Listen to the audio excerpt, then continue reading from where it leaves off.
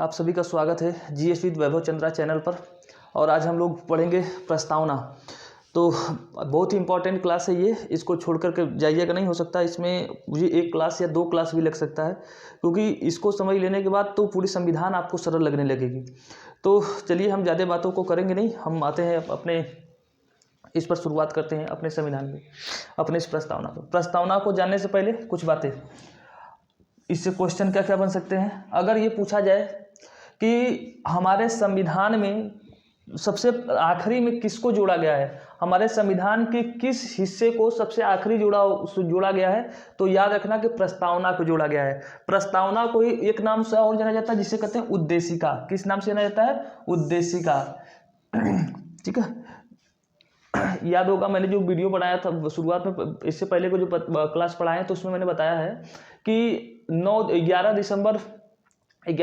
दिसंबर 1946 को जो पंडित जवाहरलाल नेहरू ने संविधान सभा के सामने एक उद्देशिका प्रस्तुत किया गया था, उस उद्देशिका को ही क्या कहा गया था? प्रस्तावना बाद में कहा गया। इसको हमारे संविधान में सबसे आखिरी में जोड़ा गया है। संविधान के जितने भी भाग हैं, हमारे संविधान में कुल कितने भाग हैं भाई? तो मैं कुछ संविधान के बारे में बता दे रहा हूँ कि हम लोग को संविधान में पढ़ना क्या है। कुल हमारे संविधान में टोटल 22 भाग हैं। 22 भाग हैं। आज भी मूल रूप से कितने भाग हैं? उस वक्त भी 22 भाग थे और आज भी 22 भाग है, लेकिन इसमें जोड़ जाड़ के, मतलब जैसे 9 का क ऐसे ऐसे जोड़ करके, जैसे 4 का क ऐसे जोड़ के कुल टोटल 25 हुए हैं, लेकिन अभी भी याद रखना कि 22 भाग हैं मूल रूप से। और दूसरा, अनुसूचियाँ कितनी हैं? तो अनुसूचियाँ याद रखना कि वर्तमान में हमारे संविधान में कुल कितनी अनुसूचियाँ हैं? तो 12 अनुसूचियाँ हैं। कितनी अनुसूचियाँ हैं? 12 अनुसूचियाँ हैं। हम लोगों को ये 22 भाग पढ़ने हैं, ये 12 अनुसूचियाँ पढ़नी हैं। अनुसूचियाँ में, और अगर पूछा जाए कि मूल रूप से जब संविधान का निर्माण हुआ था, मूल रूप का मतलब जब संविधान का निर्माण हुआ था तो कितनी अनुसूचियाँ थी? तब 8 अनुसूचियाँ थी। ये अनुसूचियाँ बाद में बढ़ी हुई है, ये हम लोगों को याद रखना है, क्योंकि हर एक पॉइंट क्वेश्चन बनेगा। फिर पूछा जाए कितने अनुच्छेद हैं। ये जो 22 भाग है, इस 22 भाग में से हर एक भाग के अंदर कई क्या हैं? आर्टिकल्स बने हुए हैं, जिसे हम लोग कहते हैं अनुच्छेद। तो कुल कितने अनुच्छेद हैं? इस 22 भाग में से ही, कुल 22 भाग में से ही 22 भागों को 395 अनुच्छेद में बांटा गया है। कितने? 395 अनुच्छेद। आज भी 395 अनुच्छेद है, लेकिन इसके अंदर कई संशोधन कर करके नए आर्टिकल्स जोड़ दिए गए हैं। तो उन कुल ऐसे तो मिला जुला के इस वक्त 500 के आसपास है, लेकिन याद रहे कि संविधान में कुल कितने अनुच्छेद है? 395 अनुच्छेद है। तो ये हमारे संविधान के बारे में मैंने थोड़ी सी जानकारी दे दी, और मैंने कहा कि इस प्रस्तावना के बारे में भी कुछ जो बातें प्रस्तावना में लिखी गई है। एक बार 2019 के पीसीएस में पूछा था कि प्रस्तावना के बारे में निम्नलिखित में से कौन सी बातें सत्य नहीं है, तो उसमें एक था कि हम लोग संविधान प्रस्तावना को लागू करवा सकते हैं। तो ये याद रखना कि प्रस्तावना में जो बातें लिखी गई है, इन बातों के लिए आप जाकर किसी सुप्रीम कोर्ट या हाई कोर्ट में जाकर के आप दलील नहीं दे सकते, या फिर इसके खिलाफ आप केस नहीं कर सकते कि सब प्रस्तावना में ये बातें तो कही गई है, लेकिन सरकार इसे लागू नहीं कर रही है। क्योंकि प्रस्तावना की जो बातें हैं सरकार उसको लागू नहीं करवा सकती, क्योंकि प्रस्तावना उद्देश्य है। प्रस्तावना क्या है? उद्देश्य है। एक क्वेश्चन और लिखता है, आईएएस में क्वेश्चन आया था, तो याद रखना कि जो हमारा संविधान के जो 22 भाग हैं, अनुसूचियां 12 हैं, ये 395 अनुच्छेद है, ये साधन है। ये क्या है? साधन है। और ये प्रस्तावना जो है ये क्या है? प्रस्तावना जो है ये साध्य है। क्या है? ये साध्य है। अब कहेंगे सर साधन और साध्य क्या होता है? तो जैसे मान लीजिए कि आप आईएएस बनना चाहते हैं, और मान लीजिए आपने दृष्टि आईएएस कोचिंग ज्वाइन कर लिया। मान लेते हैं कि आपको आईएएस बनना है और आपने दृष्टि आईएएस कोचिंग ज्वाइन कर लिया, तो आप दृष्टि आईएएस कोचिंग के थ्रू क्या प्राप्त करना चाहते हैं? आईएएस की नौकरी। तो आईएएस आपका टारगेट है, यानी साध्य है, वो लक्ष्य है। और किसके थ्रू प्राप्त करना चाहते हैं? दृष्टि के तहत। तो दृष्टि आईएएस जो कोचिंग होगा वो क्या होगा? साधन होगा। वो साधन है, वो किताबें, जो किताबों को आप पढ़ेंगे वो क्या है? साधन। लेकिन आपका जो आईएएस बनना है वो क्या है? साध्य है। तो याद रहे कि हमारे ये सब साधन है, और प्रस्तावना में जो बातें लिखी गई है ये हमारा साध्य, वो हमारे लक्ष्य है, हमारे सरकार का उद्देश्य है कि हम ये जो बातें लिखी गई है इनको हमें प्राप्त करना है। ठीक है, तो इतनी बातें मैंने इसमें समझाया। अब इसमें कुछ और बातें मैं समझा रहा हूँ। मैंने कहा कि संविधान को आप प्रस्तावना को लागू करवाने के लिए आप किसी भी न्यायालय में जाकर के केस नहीं कर सकते सरकार के खिलाफ, क्योंकि इसको लागू नहीं करवाया जा सकता। ये बातें कुछ याद रखना। और एक सवाल ये उठता है कि प्रस्तावना क्या हमारे संविधान का भाग है? इस पर भी बहुत बार क्वेश्चन बना है। प्रस्तावना संविधान का भाग, संविधान का भाग। तो इसमें कुछ केस है, मैं उन केस का जिक्र कर रहा हूँ। तो देखिए 1958 का एक केस था जिसको 1960 में सुप्रीम कोर्ट ने फैसला दिया था, जिसको कहा जाता है बेरूवाड़ी मामला। इसको क्या कहा जाता है? बेरूवाड़ी केस कहा जाता है, मामला कहा जाता है। इस मामले में सुप्रीम कोर्ट ने कहा था 1960 में कि प्रस्तावना हमारे संविधान का भाग नहीं है, संविधान का भाग नहीं है, भाग नहीं है। सिर्फ मैं लिख रहा हूँ, मैं बोल ही रहा हूँ तो समझते चलिए। तो अगर ये पूछ लिया जाए कि बेरूवाड़ी वाद में सुप्रीम कोर्ट ने क्या कहा था, तो बेरूवाड़ी वाद बारे में सुप्रीम कोर्ट ने कहा था कि ये हमारे संविधान का भाग नहीं है। एक्चुअली मामला क्या था मैं समझा रहा हूँ क्या है, और मैंने कहा है कि थोड़ा लेट हो जाएगा तो कोई बात नहीं, लेकिन हम लोग मामले को डिटेल से समझेंगे। जैसा कि जानते हैं कि थोड़ा इसको मिटा ले, फिर उसके बाद समझा रहे हैं थोड़ा सा मामला। चलिए अब हम लोग मामले को समझते हैं, बेरूवाड़ी मामला क्या है। ऐसे तो प्रस्तावना, जब हम प्रस्तावना से संबंधित विवाद पढ़ाते तो उसमें समझाते ही, लेकिन सोचा है कि यहीं पर समझा दें ताकि थोड़ा सा मामला समझ में आए तो बढ़िया है। ऊपर से आएगा तो ठीक से। चलिए ये हमारा इंडिया है, थोड़ा इंडिया गड़बड़ है जरूर, लेकिन फिर भी हम लोगों को मामला समझना है।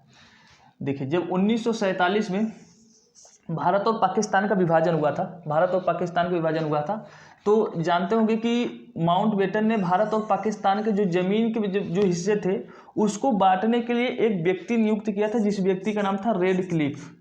भारत पाकिस्तान की सीमाओं को बांटने के लिए जिस व्यक्ति को नियुक्त किया गया था उस व्यक्ति का नाम क्या था? Red Cliff. और रेड क्लिफ जो भारत पाकिस्तान के बीच में जमीन का बंटवारा जो करे, तो कैसे करे? मामला गंभीर था कि कैसे जमीन का बंटवारा करे। तो उसने जगह जगह पे जो थाने बने थे, उस थानों के आधार पर उसने सीमाओं को क्या कर दिया? निर्धारण कर दिया। और पाकिस्तान 2 भागों में बटा था, 2 भागों में उसको हिस्सा दिया गया था। इधर वाले को कहा जाता था पश्चिमी पाकिस्तान यानी वेस्ट पाकिस्तान, इधर वाले को क्या कहा जाता था? ईस्ट पाकिस्तान। ईस्ट, ये जो जिसको आज बांग्लादेश कहते हो, ये पूर्वी पाकिस्तान कहलाता था, यानी ईस्ट पाकिस्तान कहलाता था। तो रेड क्लिफ साहब ने, ये व्यक्ति थे रेड क्लिफ ना, तो इन्हीं के नाम पे सीमा का नाम पड़ गया है रेड क्लिफ सीमा। तो रेड क्लिफ साहब ने क्या किया कि अधिकतर सीमाओं को उन्होंने तो बांट दिया, उसका निर्धारण कर दिया कि भाई ये पाकिस्तान में है, ये भारत में है। लेकिन यहाँ पर जो पश्चिम बंगाल वाला जो इलाका है, इसमें एक जगह आता है जिस जगह का नाम था बेरूवाड़ी। उस जगह का नाम क्या था? बेरूवाड़ी। उस बेरूवाड़ी इलाके को रेड क्लिफ साहब ने ये नहीं बताया कि ये पाकिस्तान में जाएगा कि भारत में जाएगा, उस एरिया के बारे में उन्होंने कुछ कहा ही नहीं। अब यहाँ पे जो जनसंख्या रहती थी, वो अधिकतर जनसंख्या क्या थी? वो मुस्लिम जनसंख्या थी। वो जनसंख्या क्या थी? मुस्लिम जनसंख्या थी। अब वहाँ की मुस्लिम जनसंख्या थी, तो जो पाकिस्तान के जो प्रधानमंत्री थे 1958 के समय में, उस व्यक्ति का नाम था फिरोज शाह नून। व्यक्ति का नाम क्या था 1958 में? जो पाकिस्तान के प्रधानमंत्री थे उस व्यक्ति का नाम था फिरोज शाह नून नाम था इस व्यक्ति का, प्राइम मिनिस्टर का। और भारत के जो प्राइम मिनिस्टर थे उनका नाम था पंडित जवाहरलाल नेहरू। पंडित जवाहर नेहरू नाम था। इन दोनों ने समझौता किया। इन दोनों ने क्या समझौता किया? इन दोनों ने समझौता किया कि चलिए भाई जो ये बेरूवाड़ी वाला इलाका है, इसको 2 भागों में हम लोग क्या कर लेते हैं? बांट लेते हैं। आधा आप ले लीजिए, आधा हम ले लेते हैं। तो ये 1958 में इनके बीच में समझौता हुआ। 1958 में इन दोनों के बीच में समझौता हुआ, इसी को कहते हैं बेरूवाड़ी समझौता कहते हैं। अब मामला इसमें प्रस्तावना के कहाँ से आ गया? तो देखिए उस वक्त हमारे देश के राष्ट्रपति कौन थे? डॉक्टर राजेंद्र प्रसाद। तो डॉक्टर राजेंद्र प्रसाद और यहाँ की जनता जो थी, वहाँ की जनता ने कहा भाई नेहरू साहब से कि देखिए नेहरू साहब समझिए बात को, हमने वोट देकर आपको सरकार बनाया है और आप ऐसा कर रहे हैं कि हमें दूसरे पाकिस्तान में भेज रहे हैं। ये तो बहुत अन्याय हमारे साथ है कि हमने आपको चुना और आप हमें अपने देश से क्या कर रहे हैं? बाहर कर रहे हैं। और जबकि हमारे संविधान में लिखा है, भाग जब हम पढ़ेंगे, भाग प्रथम पढ़ेंगे तो उसमें 1, 2, 3 पढ़ेंगे तो उसमें लिखा है कि भारत किसी भी अपने हिस्से को किसी दूसरे देश को नहीं दे सकता, लिखा है।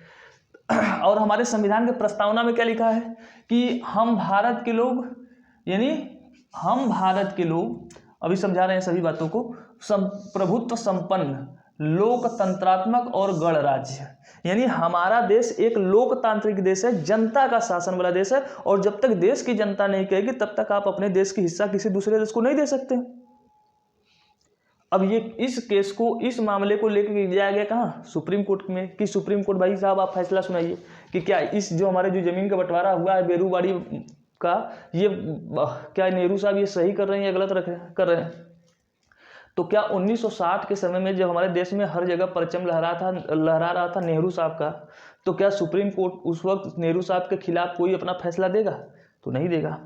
तो उस 1960 के मामले में सुप्रीम कोर्ट, यानी बेरूबाड़ी मामले में सुप्रीम कोर्ट ने कहा था कि प्रस्तावना संविधान का भाग नहीं है, मतलब संविधान का भाग नहीं है, तो संविधान में जो जो बातें कही गई है आप इसको लागू नहीं करवा सकते, मतलब नेहरू साहब जो कर रहे हैं वो ठीक है। बाद में यही फैसला हो गया और पाकिस्तान और भारत का ये मामला क्या हुआ, सॉर्ट आउट हुआ इस तरीके से। फिर उसके बाद 1973 में एक बहुत बड़ा मामला आया जिसे कहते हैं केशवानंद भारतीवाद। केशवानंद भारतीवाद, इस पर हम वीडियो बनाएंगे केशवानंद भारती वाले बात पर, कि केशवानंद भारती क्या थे। ये केरल के एक मठ, जो शंकराचार्य मठ वाले, बहुत बड़ा जमीन लिए थे सब चोरकट लोग, और देने को तैयार नहीं, भगवान के नाम पे लेकर रखने वाले हैं। सब आश्रम चलाते हैं, और आश्रम वाले को जानते हो ना क्या करते हैं, आश्रम बापू वाला कहानी जानते हो ना, वही वाला हाल इन लोगों का है। तो केशवानंद जो वाद है, इसमें सुप्रीम कोर्ट ने क्या कहा कि प्रस्तावना हमारे संविधान का क्या है, भाग है। हमारे संविधान का क्या है, भाग है। प्रस्तावना हमारे संविधान का भाग है। फिर एक और मामला है 1994 में, SR बॉम्बे वाला विवाद कहा जाता है। ये जितनी बातें मैं कह रहा हूँ सभी याद रहे, मामले याद रहे कि कब हुआ है, मतलब ये विवाद कब हुआ था और किस राज्य से संबंधित है। ये जो मैंने केशवानंद कहा, ये केरल से संबंधित है। केशवानंद विवाद कब से, किससे है, केरल से, और कब, 1973 में। और इसमें कहा गया था प्रस्तावना हमारे संविधान का भाग है। और 1994 में SR बॉम्बई नाम था, SR बम्बई, ये एक व्यक्ति का नाम है बम्बई। किस नाम व्यक्ति, उस वक्त कर्नाटक के मुख्यमंत्री थे। कहाँ के थे, कर्नाटक के ये मुख्यमंत्री थे भाई, SR बम्बई उनका नाम था, कर्नाटक मुख्यमंत्री। 1994 में कर्नाटक में जब इनकी सरकार थी, तो कांग्रेस सरकार जब केंद्र में बनी तो 4-5 राज्यों से सरकार गिरा दी। मैंने कहा था कि केंद्र के पास इतनी पावर होती है कि किसी भी राज्य की सरकार को क्या कर दे, गिरा दे। उत्तर प्रदेश की भी सरकार गिरा दिया गया था उस वक्त। मामला कुछ ऐसा था, अगर आप लोगों को याद हो तो 6 दिसंबर 1992 को जो ये अयोध्या में जो राम मंदिर है, इस मंदिर को यहाँ पर जो हमला हुआ था, यानी मंदिर मस्जिद जो तोड़ने वाला विवाद था, ये जो लाल कृष्ण आडवाणी, ये जो मोदी जो बीजेपी वाली पार्टी नहीं है, और जो ये लोग हैं लाल कृष्ण आडवाणी हो गए, इन सब व्यक्तियों ने 1992 के समय में वहाँ पर बहुत बड़ा दंगा हुआ था, वहाँ पर गोलियाँ चली तो कई पंडे मारे गए थे। तो उस वक्त भाजपा की सरकार उत्तर प्रदेश में थी, तो इन लोगों ने बहुत बड़े वहाँ पर धार्मिक मुद्दा उठाकर झगड़े करवाए थे वहाँ पर। तो उस वक्त केंद्र में जो सरकार थी उसका कहना था कि जब ये राज्य सरकार इसे ऐसा करवा रही है तो मतलब आतंकियों को या दंगाइयों को सहारा दे रही है, प्रश्रय दे रही है, तो सरकार गिरा दिया गया। लेकिन कर्नाटक उस वक्त उसमें बेकसूर था, इसकी भी सरकार गिरा दी गई थी, तो उस वक्त इसमें उसी विवाद में ये बताया गया था कि प्रस्तावना हमारे संविधान का क्या है, मूल ढांचा है, मूल ढांचा, बेसिक स्ट्रक्चर है। और ये मूल ढांचा क्या होता है, जब हम पूरी एकदम डिटेल से संविधान पढ़ लेंगे तो समझ में आ जाएगा सभी बातें कि मूल ढांचा क्या होता है। मतलब हमारा सुप्रीम कोर्ट हमारा जो संसद है वो सब कुछ कर सकता है, संविधान में कहीं पर भी अमेंडमेंट यानी कि संशोधन कर सकता है, लेकिन हमारे संविधान के मूल ढांचा नहीं बदल सकता। मूल ढांचा वाला बात आया था केशवानंद भारती वाले में ही। केशवानंद भारती में मूल ढांचा कहा गया था कि मूल ढांचा का सिद्धांत आया था, लेकिन इसको प्रस्तावना को मूल ढांचा किस में कहा गया है, SR बम्बई और कर्नाटक वाले, SR बम्बई जो कर्नाटक के मुख्यमंत्री थे, इस मामले में ये बताया गया था। चलिए अब ये बातें प्रस्तावना के बारे में आती है। हम लोग अब प्रस्तावना के हर एक शब्द को खूब अच्छे से व्याख्यात करते हैं। इस वीडियो को ध्यान से देखिएगा, ठीक है। चलिए एक बार मिटा लेते हैं फिर से। चलिए अब हम लोग आते हैं प्रस्तावना पे। अब एकदम इस पर आ गए। हमने बता दिया कि प्रस्तावना यानी उद्देशिका, जो हमारे संविधान बनाने वाले को उद्देश्य क्या है, तो इसमें इसको भारतीय संविधान का दर्शन भी कहा जाता है। भारतीय संविधान का क्या कहा जाता है? दर्शन भी कहा जाता है। एक व्यक्ति ने, जिसका नाम था एक व्यक्ति ने तो ये कहा है कि जन्म कुंडली है। कुंडली हमारे भारत में बहुत आगे चलता है ना, जानते हैं। देखिए इसमें पहले शब्द आया है भारत, हम भारत के लोग। सभी के मन में एक सवाल उठती है कि भारत में सबसे अधिक शक्तिशाली कौन है? सुप्रीम कोर्ट है, या दूसरा सवाल उठता है कि राष्ट्रपति है, या तीसरा सवाल उठता है कि हमारे देश में एक आता है कि सुप्रीम कोर्ट, राष्ट्रपति, प्रधानमंत्री। आपको ऑप्शन ये दे भी सकता है प्रधानमंत्री, या फिर हमारे देश में संसद मजबूत है। ये सब आते हैं मन में। या फिर एक सवाल आता होगा कि देश की जनता, देश की जनता। तो जान लीजिए, अगर आपके सामने कभी ऐसे बात आ जाए कि हमारे देश में सबसे अधिक शक्तिशाली कौन है, तो याद रहे कि देश की जनता। क्योंकि हमारे प्रस्तावना में क्या लिखा है? हम भारत के लोग। हम भारत के लोग लिखा है, मतलब ये जो संविधान लिखी गई है, वो संविधान जो लिखा गया है वो किसके द्वारा लिखा गया है? हम भारतीयों के द्वारा। ये यहाँ पे लिखा है हम भारत के लोग, यानी जो संविधान लिख रहे हैं वो सिर्फ वही व्यक्ति नहीं है, उन पूरे भारत के जनता के कौन है? प्रतिनिधित्व है। तो जो प्रतिनिधि जो गए हैं, यानी वो जो नेता लोग, मैंने कहा था जो संविधान सभा के जो सदस्य हैं, जो टोटल 399 लोग उपस्थित थे, 299 लोग, वो किसका प्रतिनिधित्व कर रहे थे? वो देश की जनता कर रहे थे, 299 लोग। इसका मतलब है कि वो जनता के द्वारा, जनता के प्रतिनिधि थे, तो एक तरीके से वो भारत की जनता का समर्थन कर रहे हैं। तो अगर आपसे ये पूछा जाए कि हम भारत के लोग का क्या अर्थ है, तो हम भारत के लोगों का अर्थ है कि हम भारत की जनता से है, और भारत की जनता इस संविधान को लिख रही है। इसका तात्पर्य ये है। फिर है हम भारत के लोग भारत को संपूर्ण प्रभुत्व संपन्न, समाजवादी, पंथ निरपेक्षता, लोकतंत्रात्मक गणराज्य। तो देखिए अब एक शब्द आता है कि संपूर्ण प्रभुत्व संपन्न का क्या अर्थ होता है भाई? संपूर्ण प्रभुत्व संपन्न, संपूर्ण प्रभुत्व संपन्न। जैसे आपने बहुत बार गांव में एक शब्द सुना है कि ये, जैसे किसी की बाइक अगर है तो तुम कहोगे भाई अपने बाइक को थोड़ा ठीक से चलाओ, तो वो व्यक्ति कहता होगा जो थोड़ा सा हुआ रहेगा, तो कहेगा कि मेरी बाइक है, चाहे मैं इसको तोड़ूं, फेंकूं, कुछ भी करूं, तुम कौन होते हो बोलने वाले? तो जस्ट यही बात कि मतलब ये हमारा देश है, दूसरे किसी देश को हमारे देश पर बोलने का अधिकार नहीं है। समझ में आई मेरी बात? कि हमारा अपना देश है, हमारे देश पर किसी दूसरे देश का अधिकार नहीं है। आप किसी दूसरे देश से बंधे हुए नहीं है, या किसी दूसरे देश की अपने देश पर नियम लागू करने के लिए हम बाध्य नहीं है। इसे कहते हैं स्वतंत्र प्रभुत्व संपन्न। जैसे 1947 से पहले हमारे देश पर किसका शासन चलता था? ब्रिटेन का। तो हम लोग प्रभुत्व संपन्न नहीं थे, कि हमारे देश पर प्रभुत्व का मतलब होता है मालिकाना, वो किसका था? ब्रिटेन का था। इसलिए हम लोग प्रभुत्व संपन्न 1947 से पहले नहीं थे। वर्तमान में हम लोग क्या है? प्रभुत्व संपन्न है। लेकिन क्या लगता है अच्छा आपको कि प्रभुत्व संपन्न है हम लोग आज भी? लेकिन मुझे लगता है कि कहीं ना कहीं कुछ कमियां हैं, हम लोग प्रभुत्व संपन्न नहीं है। क्यों कर रहा हूँ ऐसा मैं? अभी पिछले साल अगर आप लोगों ने जो सुना होगा कि जो अमेरिका के जो राष्ट्रपति थे डोनाल्ड ट्रंप साहब, भारत के प्रधानमंत्री ने कहा था कि हम अपने देश से जो हाइड्रोक्लोरोक्विनान एक मेडिसिन होता है, जिसे कहते हैं मलेरिया के समय में जिसका यूज किया जाता है, हाइड्रोक्लोरोक्विनान जो मेडिसिन होता है, अब भारत ने कहा कि हम सबसे पहले अपने देश की जनता को ये देंगे, फिर उसके बाद उसका निर्यात हम नहीं करेंगे अभी, क्योंकि हमारे देश की जनता के लिए ये पूर्ति नहीं हो पा रही है। तो अमेरिका के राष्ट्रपति डोनाल्ड ट्रंप ने कहा था कि अगर भारत हमें 24 घंटे में ये दवा नहीं भेजा हाइड्रोक्लोरोक्विनान, तो इसकी सजा भुगतने को तैयार रहेगा। मोदी जी ने जैसे ये बात सुना कि डोनाल्ड ट्रंप ने धमकी भरी आवाज़ में कहा है, मोदी जी ने अपनी पॉलिसी को क्या कर दिया? तुरंत चेंज कर दिया। कहा, फिर इन्होंने क्या अपने भाषण को चेंज करके कैसे कहा कि ये वसुधैव कुटुंबकम वाली बात करने लगे कि भाई सबकी सेवा करना हमारी क्या है? प्राथमिकता है। अब ये कैसे कहते हैं कि नहीं ट्रंप साहब से हम डर गए उनके भाषण से? नहीं ना कह सकते, क्योंकि ट्रंप साहब दुनिया के चौधरी हैं। तो अब बताइए हमारी नीतियाँ दूसरे देशों की अपेक्षा क्या हो जा रही है, दूसरे देशों के कहने पर हमारी नीतियाँ चेंज हो जा रही है। तो इसका मतलब हम संपूर्ण प्रभुत्व संपन्न नहीं है। संपूर्ण प्रभुत्व संपन्न का ये एग्जाम्पल सही है कि हमारे देश पर किसी दूसरे देश का शासन नहीं है। लेकिन ऐसा है नहीं, वर्तमान समय में भी जानते हैं कि जो विकसित देश होते हैं उनका कहीं ना कहीं नीतियों से पूरा विश्व क्या होता रहता है, प्रभावित होता रहता है। तो प्रभुत्व संपन्न का मतलब हमारा देश है, जैसे ये ए देश है और ये बी देश है। इस ए देश ने जो अपने यहाँ नीति कानून बना रहा है, बी देश के धमकी से यहाँ के नियम कानून बदल जा रहे हैं, तो हम कहेंगे कि ये प्रभुत्व संपन्न नहीं है। लेकिन बी ने कुछ भी कहा, ए के ऊपर कोई फर्क नहीं पड़ा, हम कहेंगे कि वो प्रभुत्व संपन्न है। भाई अपना निर्णय लेने के लिए वो किसी से बाध्य नहीं है। चलिए, अच्छा मुझे लगता है कि अभी वीडियो थोड़ा लंबा हो रहा है, तो समाजवादी पंथ निरपेक्षता लोकतंत्रात्मक गणराज्य बनाने के लिए इसके समय में हम लोग बात करेंगे कल, ठीक है, क्योंकि वीडियो लंबा हो जाएगा तो फिर मज़ा नहीं आएगा ना। वीडियो छोटे छोटे रहे और बातें खूब अच्छी से करते रहे हम लोग। चलिए, धन्यवाद, गुड नाइट।